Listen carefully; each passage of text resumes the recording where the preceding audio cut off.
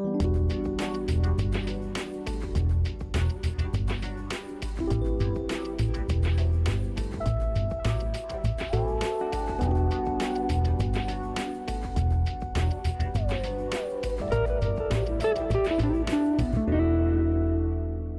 toutes et à tous, bonjour.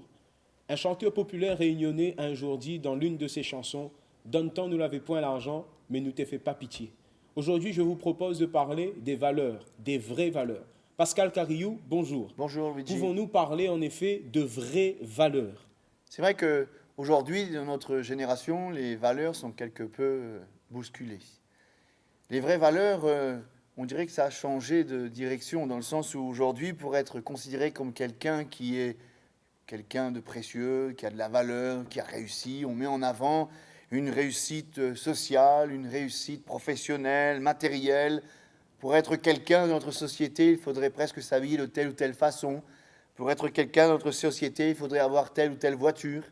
Pour être quelqu'un dans notre société aujourd'hui, il faudrait avoir telle ou telle chose. Et je crois que les valeurs sont plus profondes.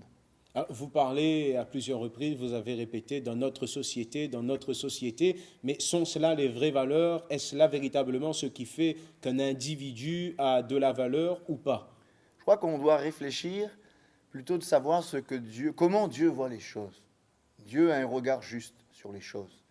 Nous, en tant qu'hommes, nous nous arrêtons à ce qui frappe les regards. Mais tout ce qui est profond nous échappe. Mais Dieu, lui, son regard, il est juste, il est profond. Et il met en relief, au travers du message de l'Évangile, les vraies valeurs. Et l'Évangile nous révèle le cœur de Dieu. L'Évangile nous révèle comment Dieu perçoit les choses. Et il va mettre en relief ce qui est précieux à ses yeux. Et je crois qu'en tant qu'hommes, nous devrions être interpellés par ce qui est précieux aux yeux de Dieu. Mais vous êtes quand même d'accord avec moi qu'il y a de belles différences entre les hommes? C'est vrai que parfois, ça semble être de l'injustice. Mais là encore, nous nous arrêtons à ce qui frappe les regards. Aux yeux de Dieu, quel que soit le rang social, la race ou la réussite, un homme, une âme, c'est précieux aux yeux de Dieu.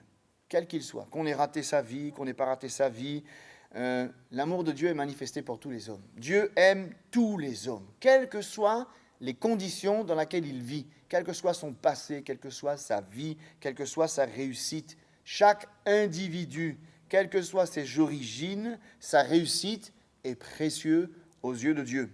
Et le prophète Ésaïe, au chapitre 43, verset 4, nous dira ceci: « Parce que tu as du prix à mes yeux, parce que tu es honoré et que je t'aime. » Chaque individu a du prix aux yeux de Dieu. Et Luigi, combien de personnes dans notre génération vivent avec cette pensée? Je suis nul, je vaux rien, j'ai raté ma vie, je suis un paumé, ma vie elle est inutile, sans valeur parce qu'elle est brisée. J'aimerais, si vous me le permettez, faire une petite anecdote avec vous. Si je vous donne ce billet de 50 €, est-ce que vous le voulez? Tout à fait. Maintenant, si je le froisse, vous le voulez encore? S'il vous plaît. Pourquoi vous le voulez? Parce que ça reste un billet de 50 €. Ah, très bien. Si je mets plein de boue sur ce billet, vous le voulez quand même? Tout à fait. À la limite, si je le déchire en deux, est-ce que vous le vouliez toujours? Il va falloir que je le recolle, mais oui, je le veux toujours. Eh bien, regardez bien. Je crois que notre vie, elle peut être froissée. Notre vie, elle peut être déchirée. Notre vie, elle peut être souillée par le péché, déchirée par un échec.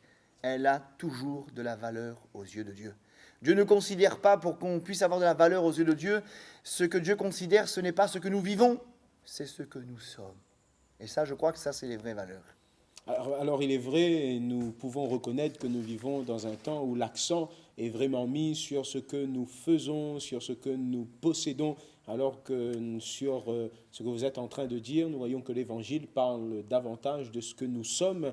Maintenant, comment faire pour que la personne qui est brisée, complètement détruite, avec une mauvaise vision d'elle-même, de ce qu'elle est, comment faire pour qu'elle puisse retrouver confiance en elle et pour s'approprier cette vision que Dieu, lui, a de cette personne? Comment faire?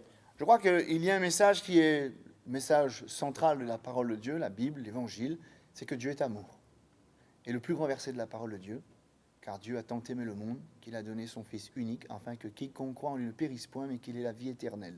Donc il y a une démonstration. Et il me semble, si on veut méditer là-dessus, c'est que l'amour de Dieu valorise. Et on le voit durant le ministère de Jésus sur la terre, il y a des gens qui avaient une vie brisée, une vie déchirée, une vie souillée par toutes sortes de réputations.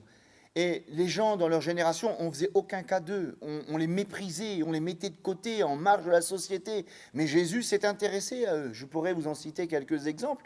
Je pense à cette femme appelée la femme samaritaine dans l'évangile de Jean, chapitre 4. C'est une femme qui allait d'échec en échec. Et elle était seule parce qu'elle était méprisée et elle devait même accepter de dire « mais moi je ne vaux rien ».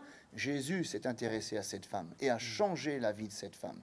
Je pourrais vous parler de ces hommes à plusieurs reprises qui avaient cette maladie difficile à vivre à l'époque, la lèpre. Et par cette lèpre, ils étaient mis dans l'indifférence. Ils vivaient l'indifférence.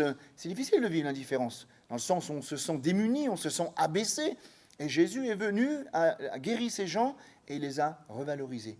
Les gens méprisés par leur société, Jésus s'est intéressé à eux.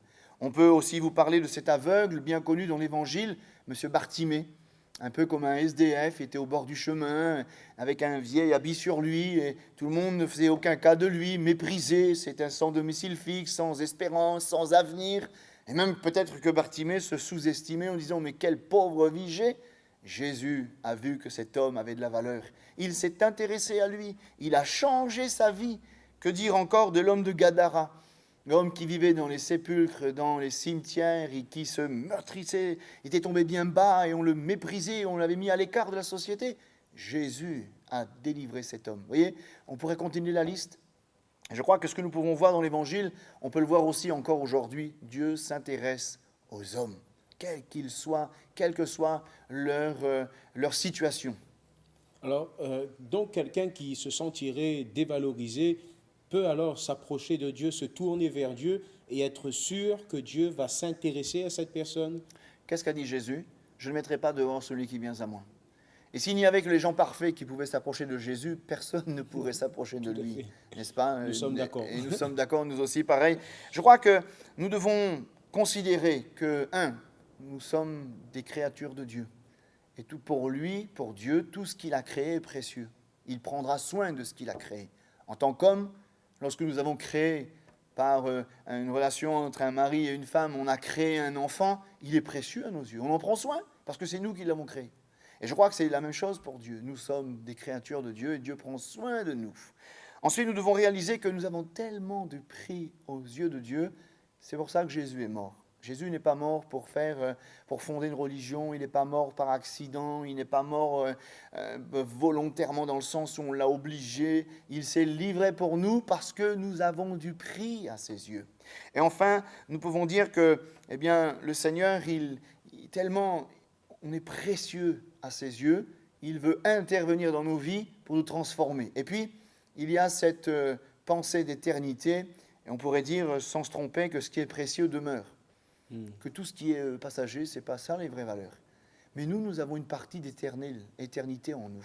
C'est notre âme qui est éternelle. Et c'est ça qui est précieux aux yeux de Dieu. C'est pour ça que Jésus est venu sauver notre âme. Pourquoi ? Parce qu'elle est précieuse, parce qu'elle est éternelle. Et c'est ce que nous devons considérer. Et je crois que si on considère ces choses, on va reprendre confiance en soi. Et on va dire, mais quelque part, même si je n'ai pas réussi ma vie, j'ai de la valeur aux yeux de Dieu. Pascal Carieux, nous vous remercions donc pour ces quelques échanges que nous avons pu avoir ensemble.